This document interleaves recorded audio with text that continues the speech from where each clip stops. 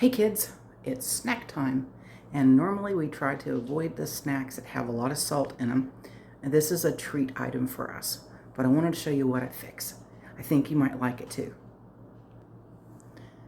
Alrighty, this is what it looks like when it's all done. It's a combination of rice crackers, sesame sticks and such, and nuts and things.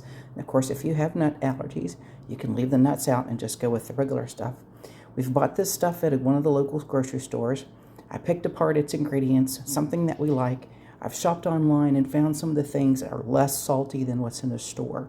So this is not a low salt, but it is something that is more salt friendly for us folks who need to watch it. And I think that you might like it. And like I said, again, it's a treat. It's a little salty, but it's something that you might want to try.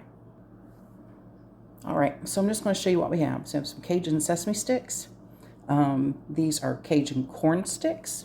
I have two different kinds of the rice crescents. One's like an Asian and this one is a Cajun. So that's kind of nice. We have the pumpkin seeds or pepitas, where they're normally called in the store. I have some unsalted roasted peanuts and some unsalted cashews. All right, first thing we're going to do is start with our Cajun sticks. I'm going to measure out about 2 cups. About 2 cups of everything except the pumpkin seeds. And then, oops, a little bit extra, but that's okay. Pick that, and I'm going to put it into our container over here. Get that over here where you can see what's going on. There's the magic so far going on there. So I'm going to pull those out of the way. Grab our next one, which is our Cajun corn sticks. And like I said, hopefully I won't dump these on the floor. About 2 cups. Always about equal amount or so that's into the container. That looks pretty good. Dump that in. And our chili crescent.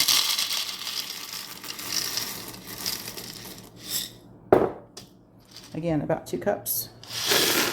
And these are our Cajun rice crescents. And of course, you can adjust this to your taste.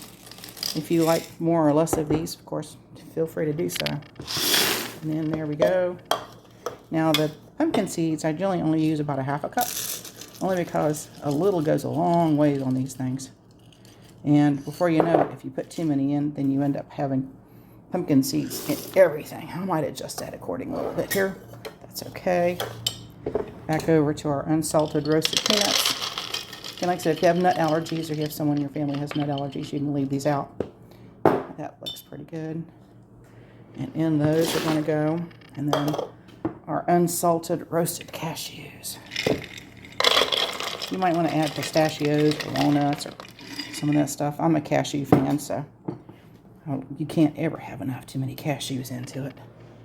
All right, so that filled our container up about halfway. And let me show you what it looks like when we get it started up. Okay, so I got everything in my container here, and I'm just taking just a nice big wooden spoon. And I just kind of stir it gently. I might actually even roll it around in here a little bit until it's mixed up the way I want it. Get all that good stuff all mixed up together there. And that's about it.